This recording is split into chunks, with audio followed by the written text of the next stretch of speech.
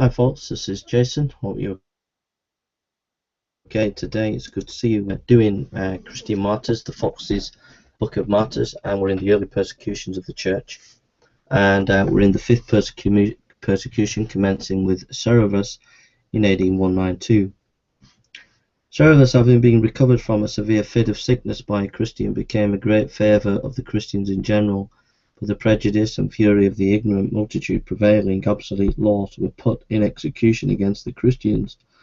The progress of Christianity alarmed the pagans, and they revived the state of calumny of placing accidental misfortunes to the account of its professors. AD 192. But though the persecution malice raged, yet the gospel shone with resplendent brightness, and firm as an impenetrable rock, withstood the attacks of the boisterous enemies with success. Tertullian, who lived in this age, informs us that if the Christians had collectively withdrawn themselves from the Roman territories, the empire would have been greatly depopulated. Irenaeus, Bishop of Lyons, was born in Greece and received both a polite and Christian education. It is generally supposed that the account of the persecutions at Lyons was written by himself. He succeeded the martyr of Pythianus as Bishop of Lyons and ruled his diocese with great propriety. He was a great opposer of heresies in general, and about AD 187 he wrote a celebrated tract against heresy. Victor, the Bishop of Rome, wanting to impose the keeping of Easter there in preference to other places and occasioned some disorders among the Christians.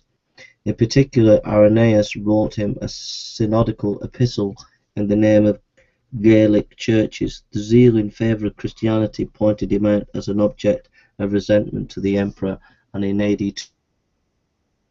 202 he was beheaded.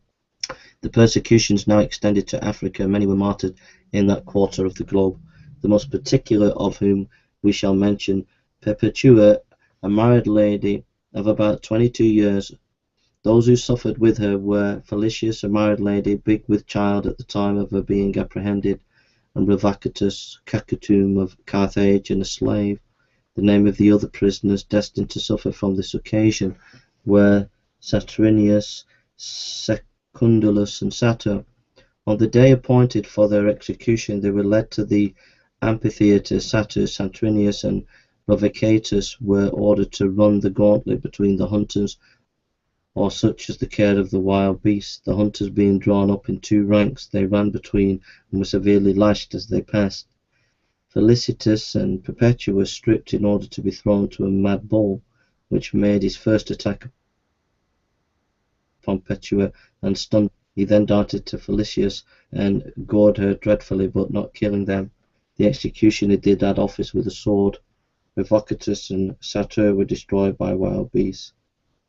Saturnius was beheaded, and Secundulus died in prison. These executions were in the year 205 on May 8th and the 8th of March. Cecilia, a young lady of good family in Rome, was married to a gentleman named Valerian. She converted her husband and brother, who were beheaded, and the Maximus, or officer who led them to execution, becoming their converts, suffered the same fault. The lady was placed naked in a scalding bath. Having continued there a considerable time, her head was struck off with a sword in AD 22. Callistus, Bishop of Rome, was martyred in AD 224, but the manner of his death is not recorded, and Urban, Bishop of Rome, met the same fate AD 232. The sixth persecution under Maximus, AD 235.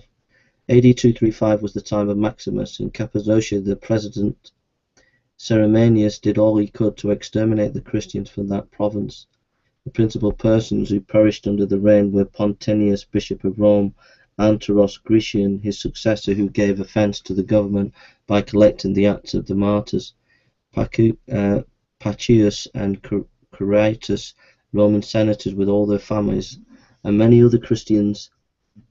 Simplinius, senator, Calapodius, a Christian minister, thrown into the Tiber, Martin, a noble beautiful virgin, and Hippolytus, a Christian prelate, tied to wild horse and dragged into till he expired.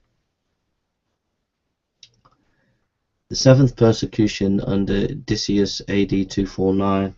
This was occasioned partly by the hatred he bore to his predecessor Philip, who was deemed a Christian, and partly to his jealousy concerning the amazing increase of Christianity, for the heathen temples began to be forsaken, and the Christian churches thronged. These reasons stimulated Decius to attempt the very extirpation of the name of Christian, and it was unfortunate for the gospel that many errors had about this time crept into the church. The Christians were at variance with each other. Self-interest divided those whom social love ought to have united, and the virulent surprise occasioned a variety of factions. The heathen in general were ambitious to enforce the imperial decrees upon the occasion, and looked upon the murder of a Christian as a merit to themselves. The martyrs upon this occasion were innumerable, but the principal we shall give some account of. Fabian, the Bishop of Rome, was the first person of eminence who felt the severity of this persecution. The deceased Emperor Philip had, on account of his integrity, committed his treasure to the care of this good man. But Decius, not finding as much as avarice made him expect, determined to wreak his vengeance on the good prelate. He was accordingly seized, and on the 20th of January AD 250 he suffered decapitation.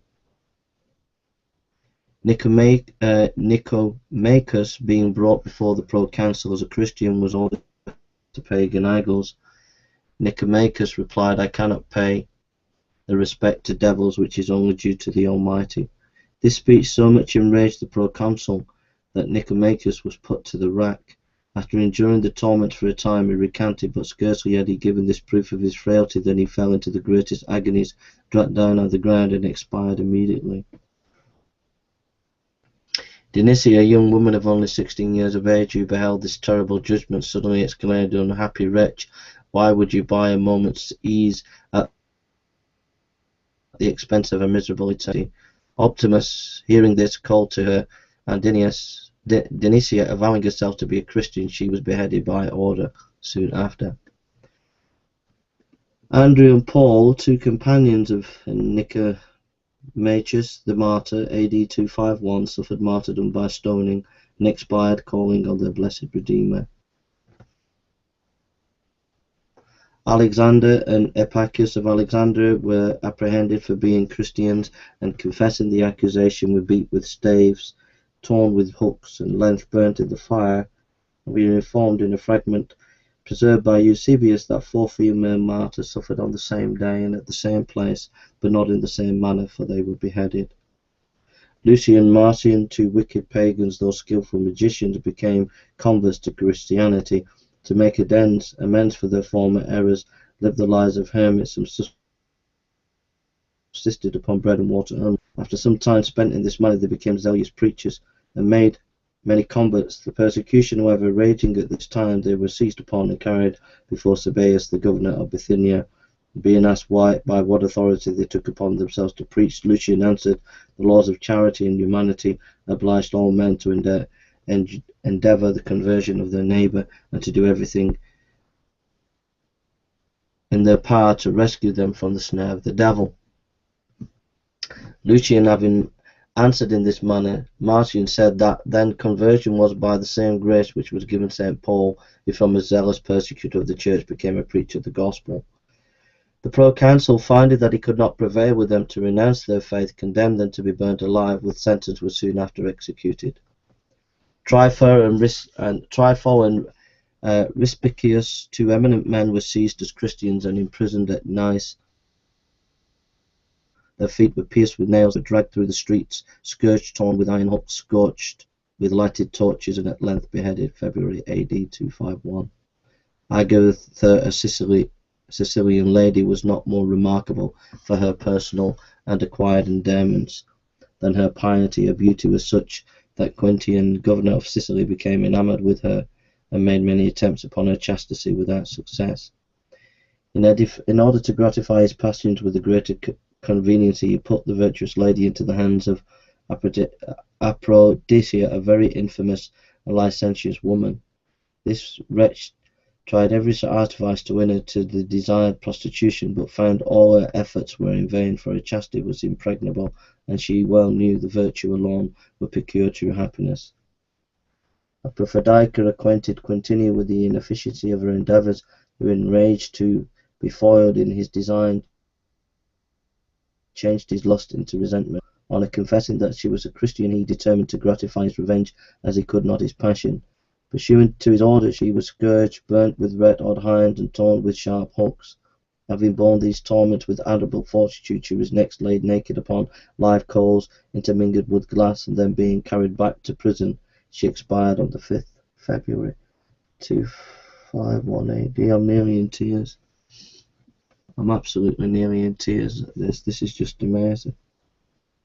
Cyril, Bishop of Grottaia, was seized by order of Lucia, the governor of that place, who nevertheless exhorted him to obey the imperial mandate, perform the sacrifices, and save his venerable person from the destruction, for he was now 84 years of age. The good prelate replied that as he had long taught others to serve the souls, he should only think now of his own salvation. The worthy prelate heard his sentence without emotion, walked cheerfully to the place of execution, and underwent his martyrdom with great fortitude. The persecution raged in no place more than the island of Crete, for the governor being exceedingly active in executing the imperial decrees, that place streamed with pious blood. Babylas, a Christian of liberal education, became Bishop of Antioch in AD 237. On the demise of Zebinus, he acted with inimitable zeal and governed the church with admirable prudence during the most tempestuous times. The first misfortunes that happened at Antioch during his mission was the siege by Sapor, king of Persia, who, having overrun all Syria, took the plunder the city among others, and used the Christian inhabitants with greater severity than the rest, but was soon totally defeated by Gordian. I'm going to just take a break for a few minutes and come back, but I can see it's very, very powerful. I'm just so moved by listening to these martyrs, and I hope it's an encouragement to you as it is to me.